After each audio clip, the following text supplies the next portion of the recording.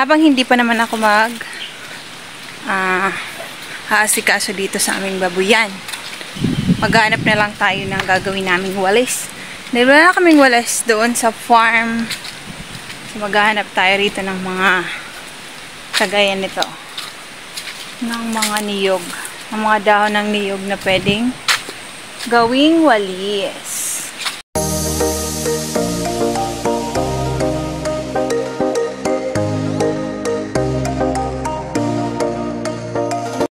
Hi everyone! Another day, another vlog with me. So ayan, alis nga ako ngayong araw. Dahil ako ay pupunta doon kila mama. So alis kasi si mama, kaya alam niyo na, ako na naman ang reliever. Dahil ako na naman ngayon mag-aalaga ng aming mga baboy doon. So kita-kita na lang tayo doon. Ayan, nandito na ako kila mama. So hindi tayo dadaan dito pala kasi wala palang tao.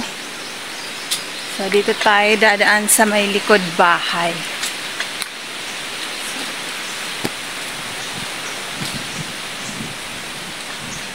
Dito tayo dadaan sa likod bahay.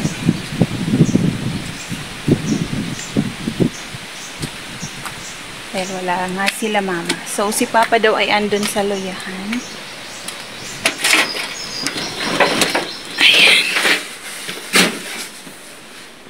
At habang nandito nga ako, so maghanap na lang tayo ng gagawin naming walis. Dahil wala na kaming walis doon sa farm. So maghanap tayo rito ng mga kagaya nito. Ng mga niyog. Ng mga dahon ng niyog na pwedeng gawing walis. Dapat yung mahahaba yung kanyang dahon para maganda. So, yung walis kasi namin dun ay napudpud na. So, kaysa bumili, so, gagawa na nga lang ako. Kasi marami naman dito kila mama. Habang hindi pa naman ako haasikaso dito sa aming babuyan. Kaya naman, maggagawa muna tayo ng walis. So, si papa lang yung nandito ngayon. Schedule kasi ng turok ng isang buntis dito na baboy. So maghahanap tayo ng palapa. Yung palapa, you know what is palapa?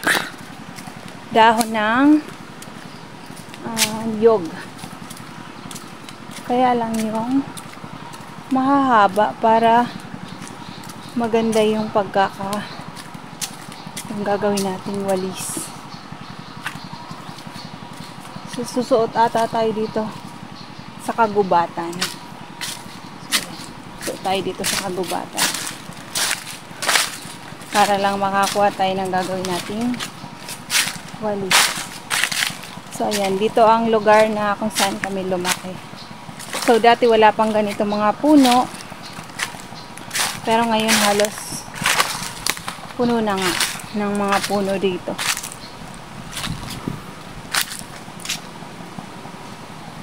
So, ang daming panggatong. So, ang gandang kumanguha dito ng mga panggatong. Yan. Ang dami. So, gusto ko yung mga habaang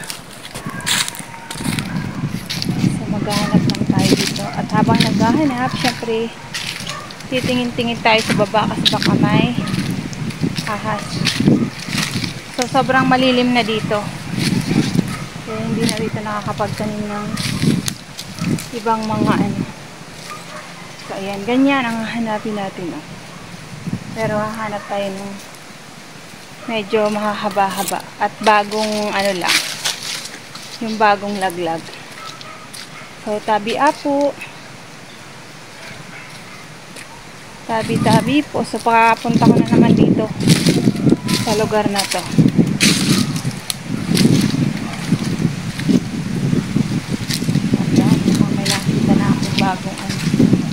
Bagong laglag lang. Ay, kaya lang napudpud naman na. Napudpud naman siya.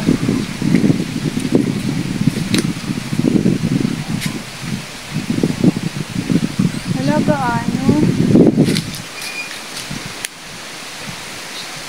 So, ngayon na naman lang ako nakapunta rito. Sabi po. So, wala tayong mahanap. Sabi po.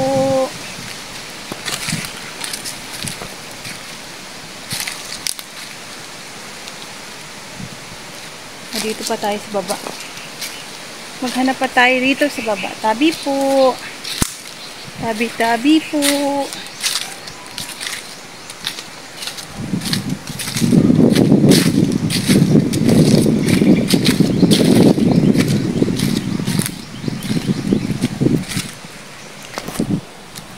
Ayun.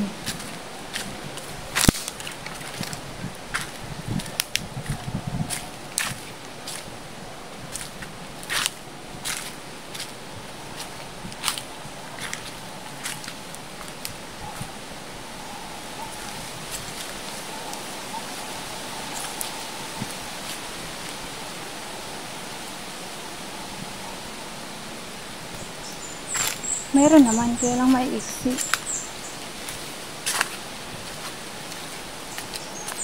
Ito kayo.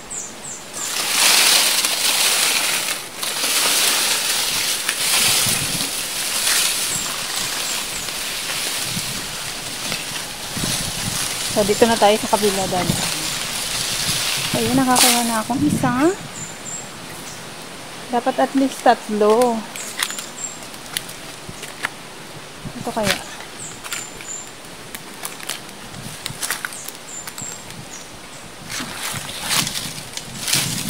Kaya lang ko kunti na. Aray ko. Aray.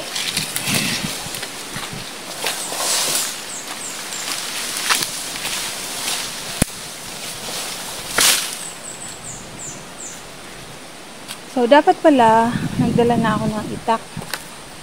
Tama pala si Papa, dapat nagdala na ako ng itak. So, dito na tayo dadaan.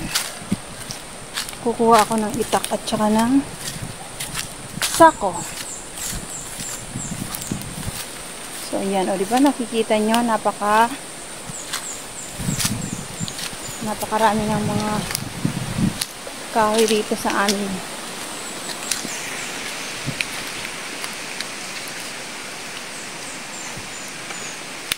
Sana ako dadaan. Ay, maputik na dito. So, hindi pwede. So, babalik tayo kasi maputik din.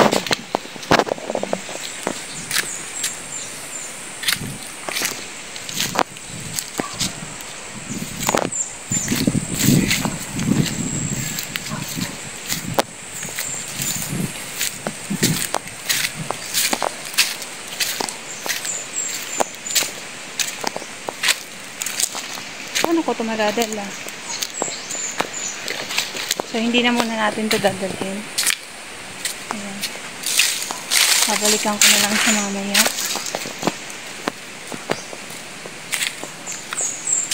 So, kukuha tayo ng itak at saka ng sako. Para ilalagay na lang doon. Kasi hindi ko madadala yung palapa.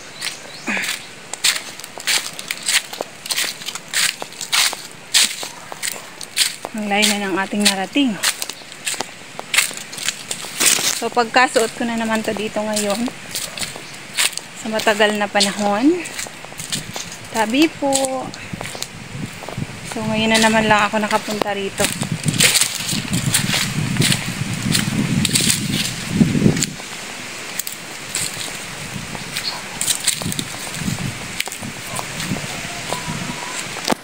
Ayan, ang dami-daming ano rito. Dami-daming kahoy na. So, marami na kasing naitanim dito sila mama. Mangga, niyog. So, kasi dati ito ay talahiban. So, maraming damo-damo. Nakalibot na ko pa. Ha? Igwa kaya lang dara kong sundang. Sa kasako. Sa kasako. Pabalik na ako. Dahil nakakuha na ako ng sako at saka ng itak. So, para hindi ko nadadalhin yung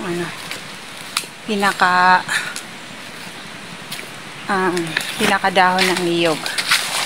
So, kukunin ko na lang isa-isa. Diba?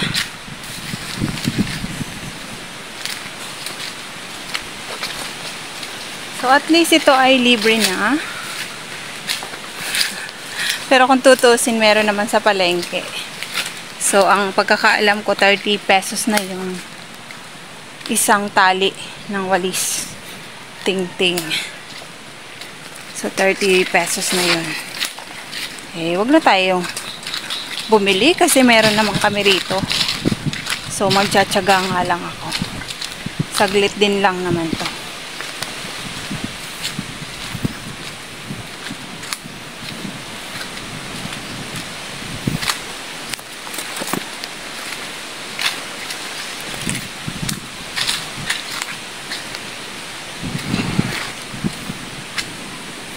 So, ito yung aking nakuha. Ayan.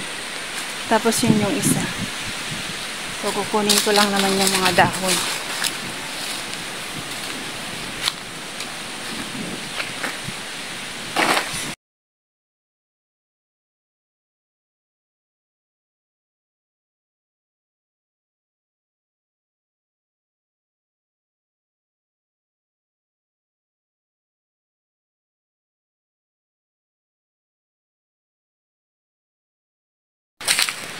So, ito na yung aking nakuha. Ayan. So, dadagdagan ko na lang doon sa may malapit sa bahay. Hinahingal din ako. So, pabalik na ako ulit ng bahay. So, meron naman kasi doon mga bago, sabi ni Papa. So, doon na lang ako kuha ng aray-aray. Ng pandagdag. Para ma-achieve ang goal na makapagdala ng walis tingting sa farm, so sinimulan ko na nga ang pagtanggal ng dahon dito sa tingting para naman kahit papano nga ay may maiuwi ako mamayang hapon. So dito lang ako pumesto sa may malapit sa babuyan, dito sa sinisigaan ni Mama kapag malamok nga, so pag nagpapausok sa baboy. Para naman kahit papano ay iisa nga lang yung pwesto ng basura. Change outfit dahil magpapaligo na ng mga baboy. So, ayan. Ang papaliguan ko lang naman ay isa,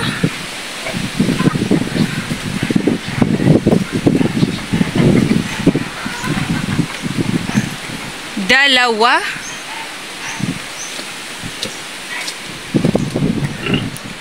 tatlo, apat, at 5. So, ayan. Lahat yun buntes, 5. Tapos, dito naman sa kabila ay patining. Ayan. 4 na patining. So, for benta na yan ni Mama. Bukas daw ipapakuha niya na yan. So, yan. Magpapaligo muna ako ng baboy. Yan muna ang duty ko. Later na naman yung aking gawa ng walis. So, ayan. Nakatapos na ako magpaligo ng mga baboy ni Mama. So, ayan. Malinis na yan. Papakita ko sa inyo. Ito ang aking unang pinaliguan, si Letlet. Ayan, may tayo na ulit agad-agad. Bahala ka. Sunod naman ay si 14. So, ayan. Malinis na yan. Sunod naman ay si Mami Pig. So, mga buntis to. Ayan. Sunod si Bulaw. At saka si 13. So, ito ang may turok ngayon. Ika 100 days niya. At yung mga patining ni Mama. So, yan. Malinis na. Kaya naman. So, ako naman ang maliligo kasi natapos na ako sa baboy. Pagkatapos ko ngang maligo, pumwesto naman ako dito sa may balkonahe para naman kahit papano nga ay makapanood ako ng TV. At sakto pa rin naman kasi alas 12 pa yan. So bawal tayo doon sa labas. Kaya naman dito ako pumwesto habang nanonood ng TV. So ito na yung pangalawang batch na aking kinuha. So napakarami nito. Kaya pa iba-iba yung aking posisyon kasi nakakangalay. Talaga namang kinakarir ko nga itong paggawa ng walis. So, eto na. Natapos na nga ako at eto na nga yung aking nagawa. O halos sobra sa isang ng kamay ko. Ayan. Kaya naman pwedeng magawa ko nga ito ng dalawang walis. O, diba? So, pwede siyang hatiin para sakto lang sa hawak. So, pwedeng ganyan lang. O, diba? So, may dalawang walis nga akong nagawa. O, diba? Solved na dahil pudpud na nga yung walis namin doon sa farm. So, ayan. Solved na at meron na nga kaming walis. So, sobra siya sa akin. So, halos inabot din ako ng mga 3, halos 4 hours. 4 hours, ayan. Ito yung nagawa natin. Ito yung nagawa ko pala. So, nakagawa ko ng dalawang walis. Pwede ko siyang hatiin. O, diba? Dahil naghanap pa nga ako ng naghanap pa ulit ako kaya ayan, medyo marami-rami yung aking nagawa. O, diba? So, sipag at tiyaga lang. Masakit nga lang talaga sa kamay. Pero dahil sa tiyaga, ayan, nakagawa tayo ng walis. Aba. So, kung sa palengke bibili ka ng walis is 30 pesos ang isang tali. So, kahit 50 pesos na lang to, o di nakatipid ako, di ba? So, hindi ko na to bibilihin sa market. May walis na ulit kami. So, miya-miya. Magpapakain na rin naman ako ng baboy. Diba? Solve ang walis. For 4 hours, nakagawa ng pwedeng hatiin pala sa 2 piraso. So, oras na naman para magpakain ng baboy. Kaya naman, titingnan ko nga kung meron nang nakaredy si mamang pagkain dito. Para naman, kung wala pa, eh maghahalo pa nga ako. O, diba? Narinig nyo? Naiyak na. So, meron na dito para sa mga inahing baboy. So, uunahin natin yung inahing baboy. So, dito tayo sa maingay. So, dito ay kalahati pa lang yung wala atang si ma. So, titingnan natin kung mayroong ano ba yung tawag sa atas sa Tagalog? Yung pinakapinong galing sa palay kapag ginigiling. So, hindi ko maaalala. So, basta yung darak ba yun sa Tagalog? Basta yung hinahalo sa pagkain ng yung hinahalo sa pagkain ng baboy. Darak nga ata talaga yun. So, titingnan natin. Wala atang darak. So, walang darak si mother. So, pure lang pala talaga yung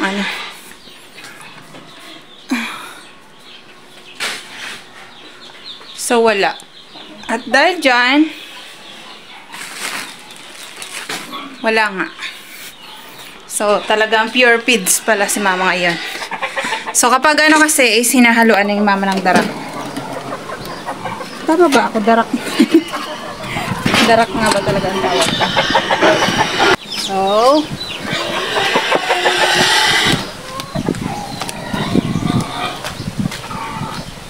dito tayo una sa kay Letlet. So, dito kay Letlet, binibigay dito ni mama is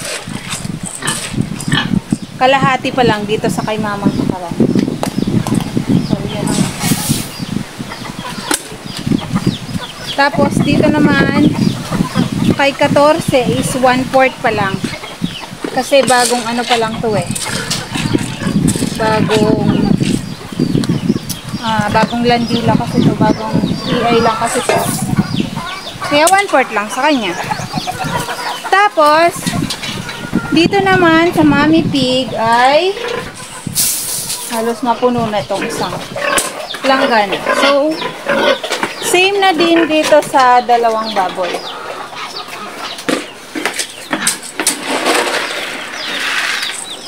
Kasi sila ay malapit na rin na naman manganak. Kaya idadiet sila kapag manganganak na. So pure yung kain nila ngayon, purong feeds. So walang ano. Tapos tubig lang ang ilalagay.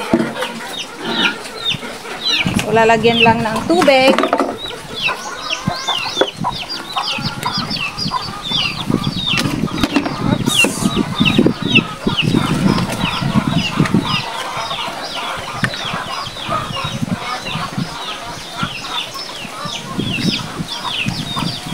Dito isang tabo lalagay ko dito sa kay Letlet. Dito sa isa, so tag-iisang tabo lang sila. So ganun kasi yung dinadiet ni mama kapag mga bagong EI. So nakadiet. Ay! Aray ko. So nakadiet sila. Pero kapag nakalagpas na rin sila ng weeks.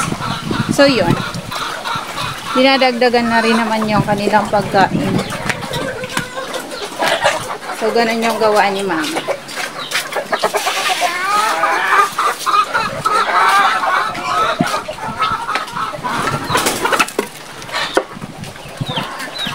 Ay! Dudulas pa tayo. Tapos, ang bibigyan ko naman ay yung patining. Hoy, wag niyo nang saluhan yan. May mga manok ko hindi itong salo sa pagkain ng baboy. So, ang next naman ay yung sa mga patining ni mama. So, grower yung binibigay. Tapos sinahaluan ni mama ng giniling na mais. Whoops! So meron pang konting mais dito.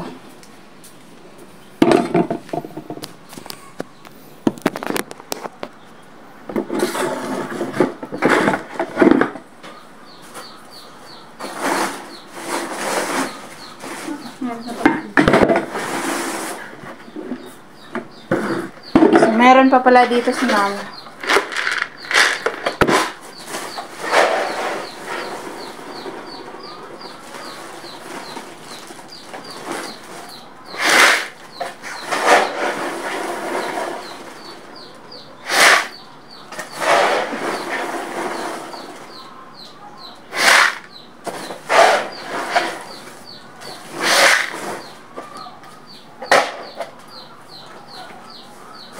Meron pang mais dito. Ihalo ko pa kaya ito. So, wag na lang natin ihalo. Baka hindi na yan ihalo.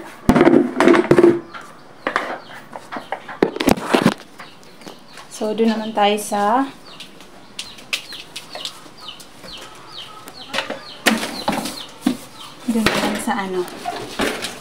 doon naman sa mga patiner ni mama. Ayan. Pero kasi napasok yung manok. So, kailangan nakasara yung bahay.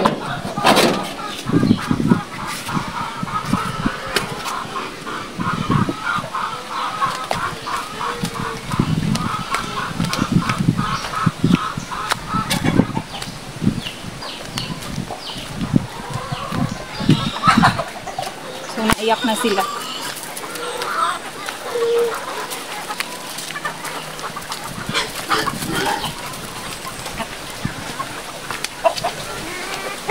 So, bukas, ibebenta na to ni mama.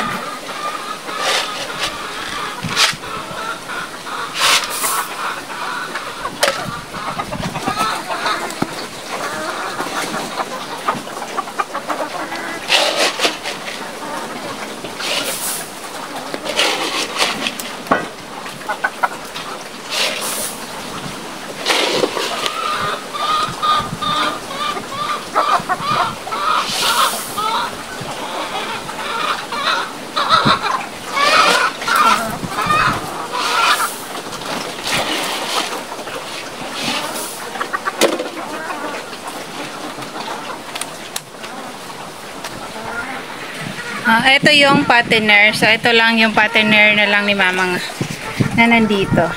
So, 4 na piraso. Pero may ititira niya pa ata itong babae.